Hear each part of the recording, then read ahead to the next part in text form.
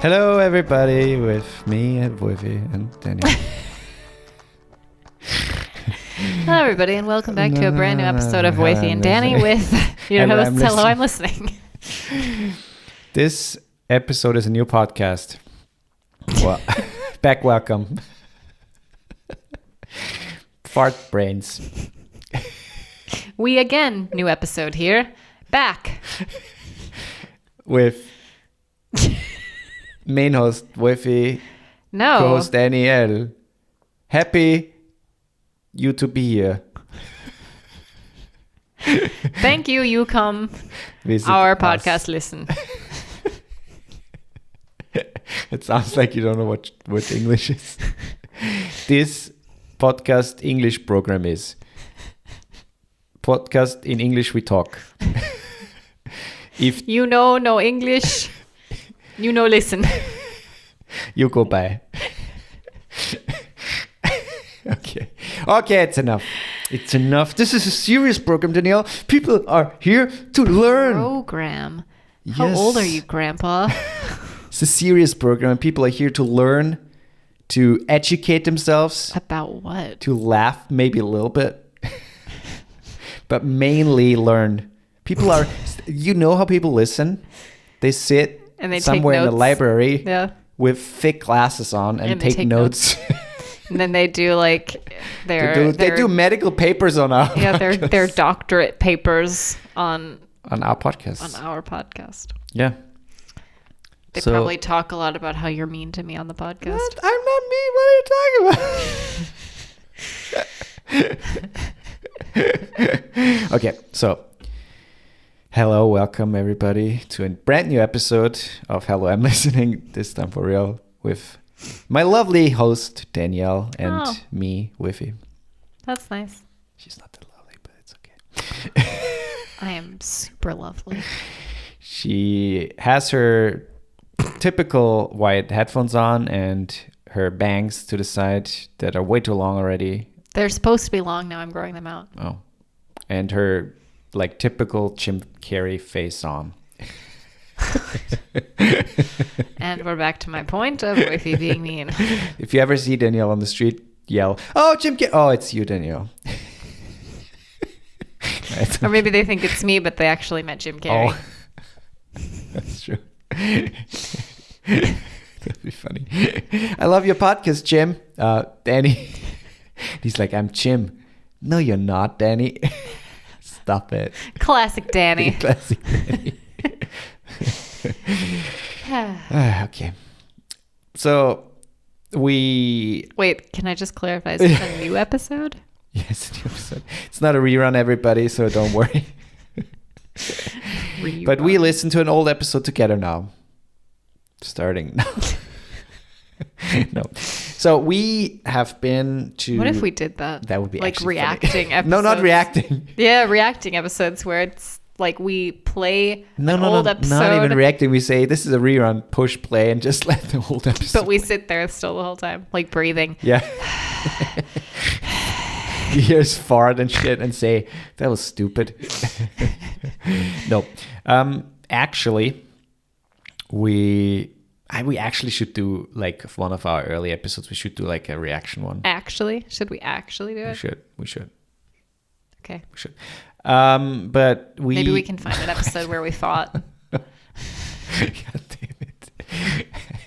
Okay, so last weekend we were in Vienna.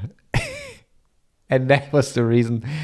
So last weekend we went to Vienna on Saturday and we saw Ricky Gervais live. So if you don't know who Ricky Gervais is, you don't need to know. He's a British comedian. He's a pretty funny guy. He's very edgy. I would argue they do need to know. I don't think so. I If mean, you don't know who Ricky Gervais is. yeah, I you mean should that's go their find fault, out who right? Ricky Gervais is. Right, He's it's amazing. It's their fault, but I'm not saying that it's needed to survive. But your life will arguably be way better if you know who he is. Agreed. Yeah. So what was okay? So he's a very edgy comedian, has a very fun, but also sometimes maybe a little controversial sense of humor. Even though if you like him, you laugh at everything he says because he's funny as shit. And so we watched him in Vienna live on stage, and after that on stage, he was on a stage. Live in a pit. He was in a pit, and we looked down at him. Live on stage. In case you didn't just assume that.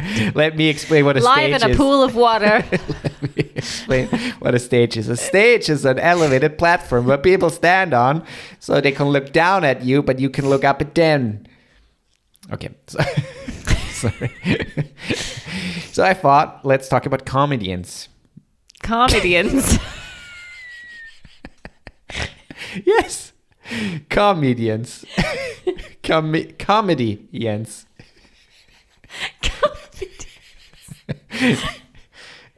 Look. This episode is nonsense. You know, Danielle, if you would stop not taking this too seriously and take it seriously. You told me. Yeah, exactly. You should take it seriously. It's hard to take it seriously when you say things like comedians. Comedians. So I thought it would be funny to talk about comedians simply because live on stage. Not necessarily. Also live on Netflix or stuff like that. But Danielle said, it's stupid. And I said, come on, let's do it. And she said, you dumb. And I'm like, thank you. That was not the point I was trying to make. But eventually we agreed to make that episode. And that's why we're here now. Just so you know, that was never habit when it was just, hey, this is an idea. Okay, great. Yeah, what that? Yeah. Yeah. Nobody knows there was nobody there who could prove anything. I was there. Yeah. I was there too. Yeah. And I have it different in my mind.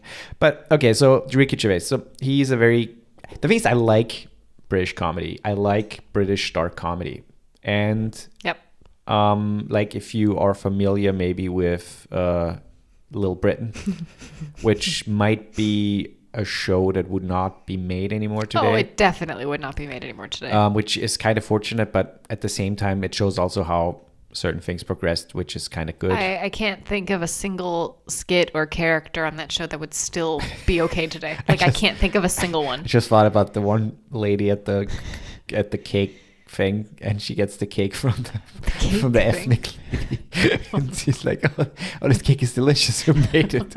And she points to the black lady, and she starts puking. Yeah, they address a lot of racism on that show. I mean, basically it's two men who dress up as all their characters, yep. and they play every they're character. either very racist, homophobic. They address homophobia, racism in a very smart way. Yeah. They talk about, like, there's this one guy who sits in a wheelchair and pretends to be disabled, but he's not really. But he does it, so he gets all the things, and his friend treats him better. There is like a school counselor who treats all of the students horribly. Yeah, who points out their visible, like... weird or things. Disabilities or their race or stuff like I love stuff like that. I always loved British humor. I mean, Rowan Atkinson, Mr. Bean, all his stuff he did before, Blackadder, and obviously all the stuff that Ricky Gervais has done so far. He's like a staple in British comedy, I think, and he's again very edgy, and he says things that some people might not think are funny, but I thought that would be an interesting way to talk about it, because comedy has changed a lot in the last couple of years, and not only in like shows, but also in movies, obviously, and TV shows, as we just said. And I think partly it's a good thing, but then at the same time, I think comedy is there to provoke. Comedy is not... A lot of people it's supposed to push boundaries. Right. It's supposed to make you uncomfortable. Right. It's supposed to make you feel like, ooh, should I be laughing at that? Right, and that was always the case. And I agree if comedy attacks someone in a way where they are hurt by that, maybe, or they feel hurt by that, then maybe the joke is not right. The thing is, here's what I think the difference is. I think there's a difference between making a movie or making a show where there's a lot of offensive comedy versus stand-up comedians. I think there's a distinctive difference in what stand-up comedians are, quote, allowed to joke about and what shows and movies are allowed to joke about. Yes, simply because a show technically is not recorded. So if it's like for example, we saw Dave Chappelle in London, and every phone was basically taken away, and so nobody actually could record him. So he was free to speak, and he didn't say anything out of other things he said before. So there was not like things he might have not said would have been a Netflix special, for example. But with a movie, obviously, it goes around the world, and it is shown in a lot of countries. So you have to tread a little lightly there to an extent. But then at the same time, there are a lot of movies that push that boundary. And I think of Tropic Thunder, for example, where Robert Downey Jr. plays an actor who is very extreme and goes the, what is it called? Like, what is the word I can think of? Not extreme acting, fuck. It's on the tip of my tongue. Yeah, maybe you think of it. And he basically gets a procedure done where he gets his pigmented his pigment darker, and so he can play a black man in the movie. Method acting, right? And that movie, a lot of people are though, very... that movie was still made long enough ago that when those things were still kind of like that kind of comedy was still kind of accepted. Yes, sure. But at the same time, a lot of people are offended by that movie now, and a lot of people calling for it to get removed or something like that, where it's weird in the sense that, you know, it's like only because you're offended by like what Hitler did, and I hope that some of you are. All of you. We shouldn't erase what happened simply because it's part of history. And I'm not saying that a movie like that is a significant part of history, but at the same time, it shows what time we're back and living in. If you watch interviews of like some talk show hosts in the 90s or 80s, the questions they were asking, especially women, are highly offensive. And you would never ask a woman something like that today. But at the same time, those things are still around, and those things are good to be around because it reminds us how far we are as a society already. But to that point, I also think I'm someone who appreciates. I just appreciate comedy, and I like dark humor. Same. I love when they push boundaries. I think it's a interesting and fun feeling, you know, when somebody says something that's super offensive, but you're surrounded by people who are cracking up, and you're included in that, you know. And it's just, Ricky Gervais made such a good point at his show where he said, you know, we all have like thoughts. Like there's a thought that comes into your head and you're like, why did I just think that? And then a few seconds later, your brain is like, say it. Like that was his whole thing. But it's true. It's like so often we have thoughts that are like, what the fuck? Like, I'm a psychopath. I have those thoughts a lot. And I think everybody does. Sometimes the thing is, I'm not someone who, like, I say things a lot, like in a safe space where people might seem like, what the fuck did he just say if they don't know me? But sometimes even my thoughts are like a little scary to me. Yeah, but I think that's normal. And I like that he addressed that because he said something like, that's kind of what makes us human. Like that's kind of what makes you sane. Is the fact that you have those thoughts and don't act on them. You don't act on it. It's like he gave the example of like you're standing at the subway or something and you see a guy standing close to the edge and you just think, I could push him, right? And it's just like, I think everybody has thoughts like that, but it's just what you do with them that determines what kind of person you are. And it's a normal thing to have. And so that's why I like that humor. I like that comedy. I like stuff that pushes boundaries. And I think it becomes such an issue because of this culture that we're living in now, where every word is offensive and or I should say quote offensive, because quite honestly, the word offensive gets thrown out way too much. The thing is I get part of it. You know, if you are a group of, if you're part of a group of people or a group of whatever, and a comedian targets that group, you might feel attacked. Sure.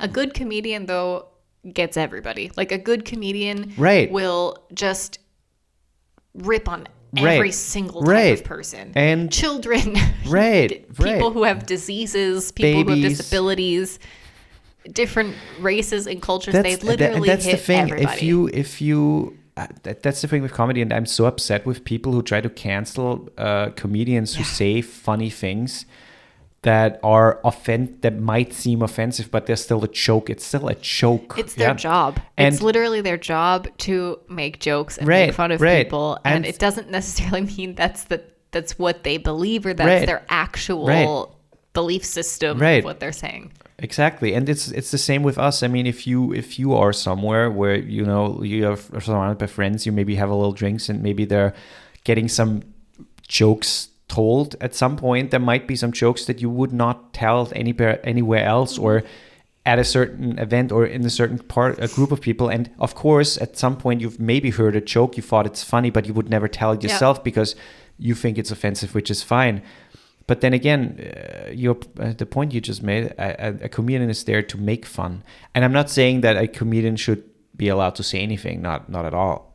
But a good comedian knows where to push the right button and also push it in a way where it's on the zeitgeist. Yeah. Because you would not laugh about something that happened 70 years ago or 50 years ago. There's still a lot of very good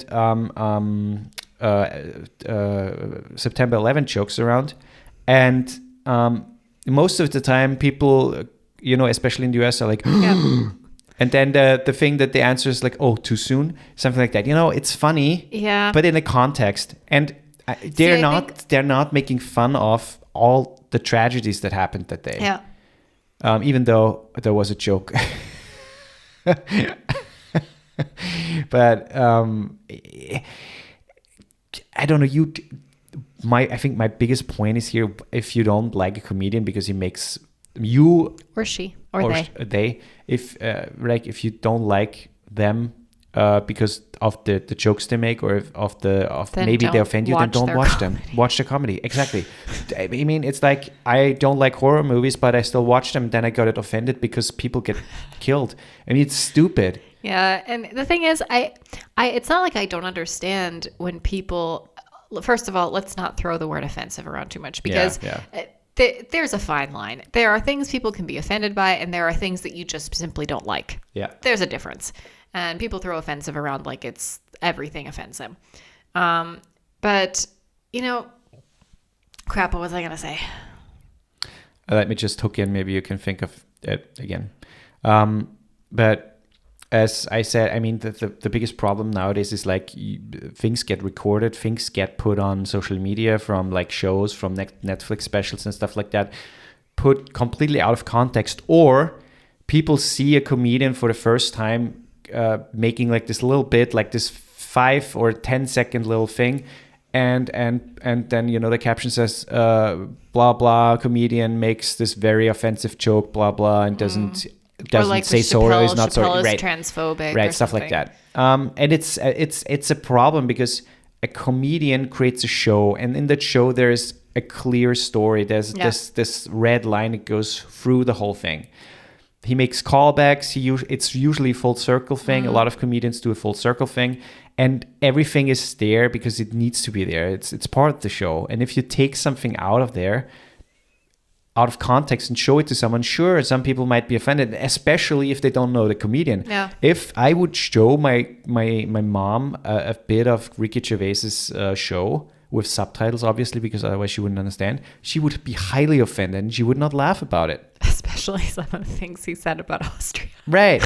But that's just how it is. And I would not ask my mom to watch something like that. Also, she wouldn't be one of the people who would go on the internet and try to boycott him. But still. But I remember what I was going to say. Please. I was going to say that I understand when there are things that people do find offensive or things, you know, that might personally affect you that someone's joking about. Sure. But the thing is, you have to just be okay with the fact that that's going to happen. Like, how fucking many comedians joke about rape? So many. And it's super triggering for me. Yeah. But I have learned that, first of all, it's a joke.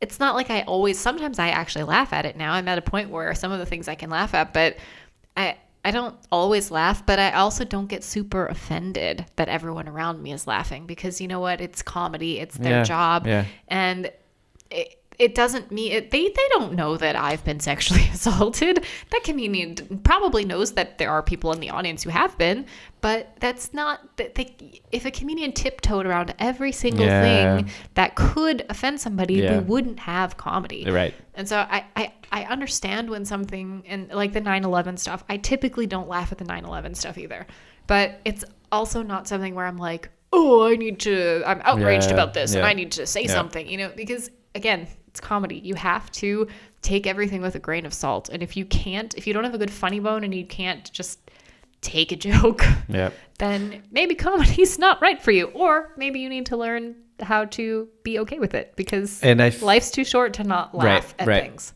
And I also think that life is so fucked up sometimes that humor, especially dark humor, is a very good way to cope with it. Yeah. For example, when I lost my fingers, I did not know yet how many fingers were still on my hand.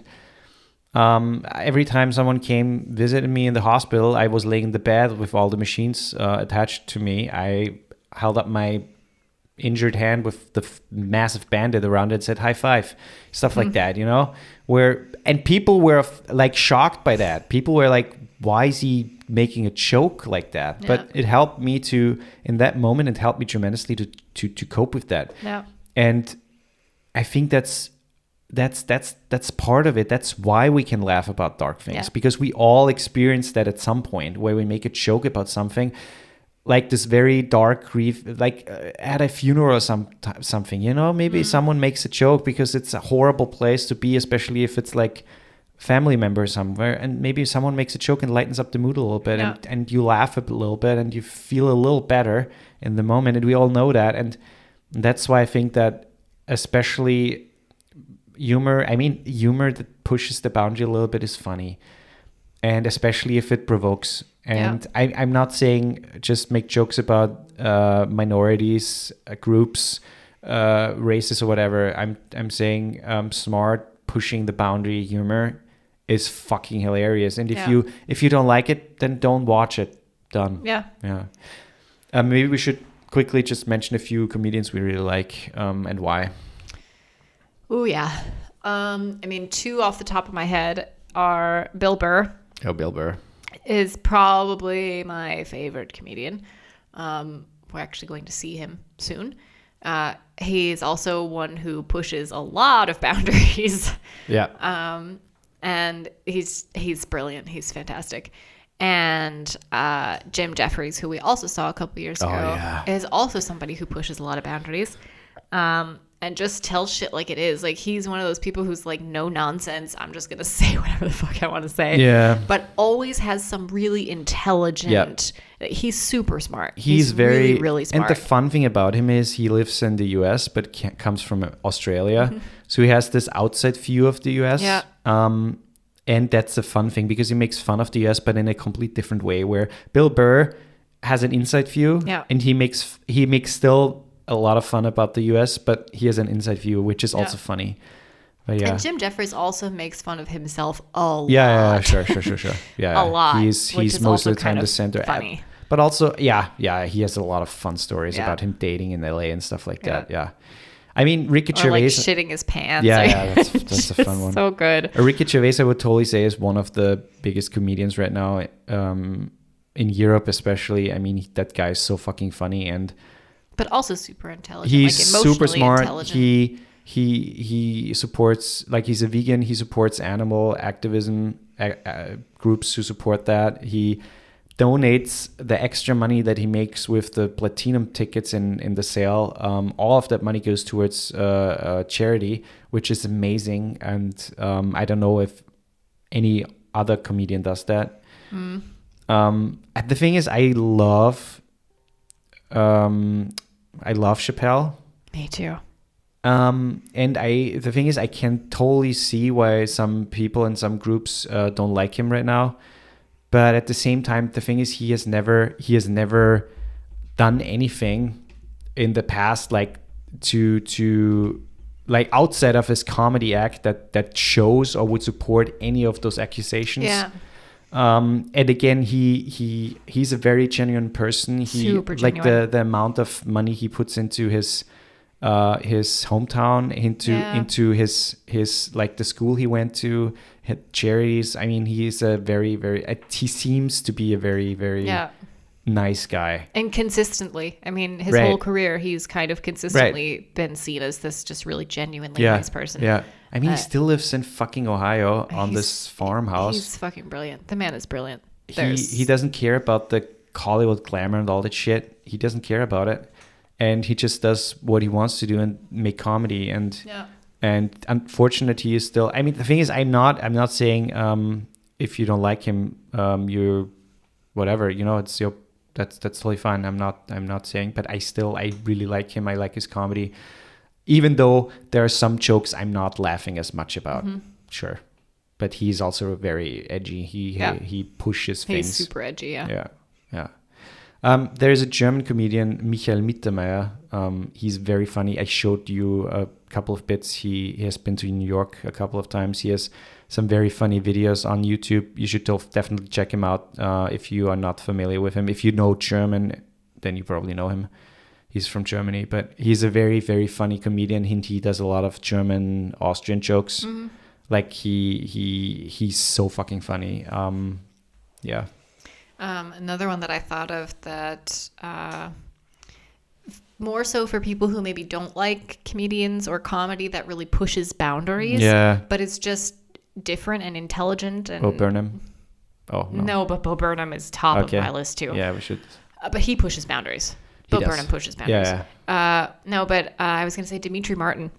Oh yeah, Dimitri Martin. I don't know if he's still doing stuff. Oh, Dimitri Martin is great. But There's so many Martin cool things on YouTube and also Netflix, I think. I actually think he's a genius, like IQ standards, I'm pretty sure. Yeah. But he had a show for a while, which was so funny and so random. That guy is super funny. That drawing he does and all that shit. I mean, first just look up on YouTube Bruce the Funny Dog, Dimitri Martin. It's so stupid and funny. But I saw him live once, and he does a lot of music in his shows. He does a lot of drawing. He does. There's a bit that he does where it's a poem or it's like a full, like super long paragraph that he wrote. That is what is it called when something is like a word is the same backwards and forwards? Like, what is that called? Not an acronym. It's. I was thinking acronym too. No, it's not an acronym. It doesn't matter. We're dumb. We don't know that. No, but it's spelled the same backwards and forwards. Yeah. And he did a bit when I saw him live where it was an entire paragraph that was that. So when you read the paragraph, it was the same from that start to finish, and it made sense. That's crazy. But he does a lot of, he's very, very smart. He does really smart comedy, and it's like a lot of prop comedy, a lot of music stuff. But it's so good. Yeah. I think he has a couple specials on Netflix that you can watch. Yeah, and Bo Burnham, as I already said, brilliant. That guy is so like meta on the stage, which makes it so funny, and everything is so thought through, like everything. And you think like, oh, there was an accident. No, it wasn't an accident. It was a purpose. And he makes a joke about it and makes a joke about how you thought it's an accident. Yeah, he fucks with you the whole time. And it's so fucking funny. And you think like, oh, that's the meta level. And then, he goes one above. And it's so fucking crazy. Also very musical. Most of his stuff is music-based. He is like 50-50 or even more music. More so. It's mostly music. So if you don't like that, then maybe it's not for you. But that guy is a genius, like a creative genius. Totally. But to the point where I typically if I watch like a comedy special, I'll watch it one time, and if I were to watch it again, I'll watch it like maybe 2-3 years later. Yeah. At some point circle back. Yeah. Bo Burnham specials on Netflix. I mean, I mean, obviously the newest one is Inside is fucking brilliance. But even the ones from when he was like 22, 23 years old, I have watched those so many times, and they never get old. Yeah, like it's just so fucking funny. They're very funny. So good. They're very funny. I mean, there are a lot of other people like I mean, Eddie Murphy is super funny. Brilliant. I mean, the thing is, some people might think he's a little outdated.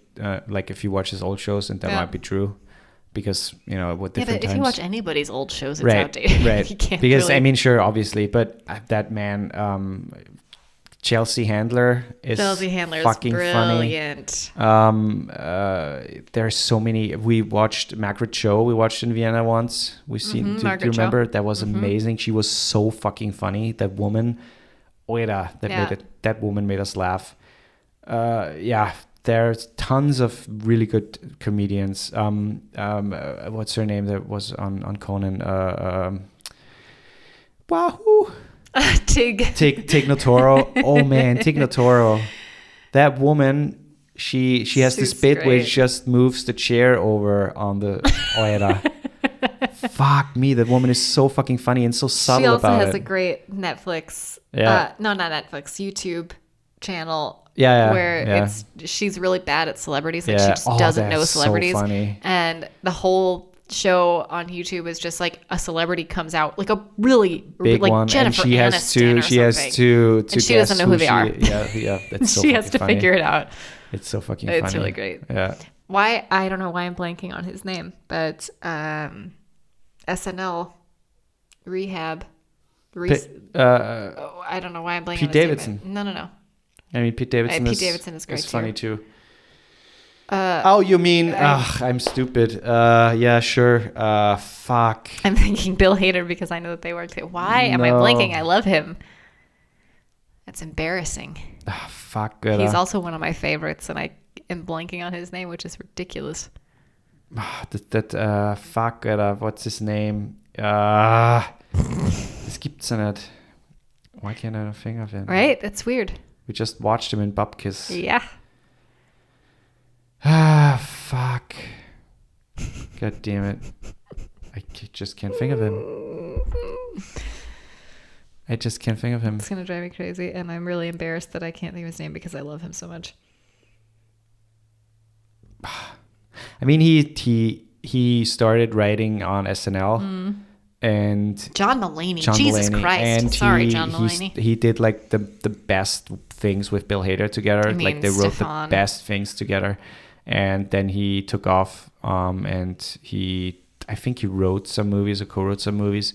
And he does a lot of voice acting because of his distinct voice. And he does comedy shows. Big Mouth. Yeah. And he's so fucking funny. Yeah. All of his specials are good. Yeah. He's so like the one bit about the police guy who comes into school and teaches them street smarts. Yeah, oh man, that bit is so fucking funny.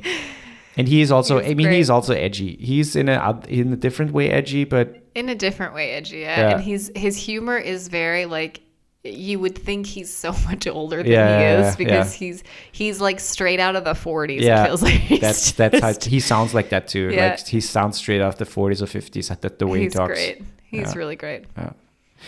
Yeah, there are tons others, but the time is over now. If you have suggestions in terms of comedies, we should like comedy shows or specials we should watch. Please let us know on our Instagram. And other than that. Oh, wait, sorry. There's just one more that I wanted to share because I thought of it, and it's I know the name of the special. And Hannah Gadsby. Oh, Hannah Gadsby. Oh, yeah. Hannah Gadsby. I thought of her too, but I couldn't think of her name. Hannah Gadsby. She has a special, or they have a special. That's Nanette was the first one, and there's a second one. I don't know what it's called, but also on Netflix, and it's so good. Unbelievable. Yeah. Unbelievable. Yeah.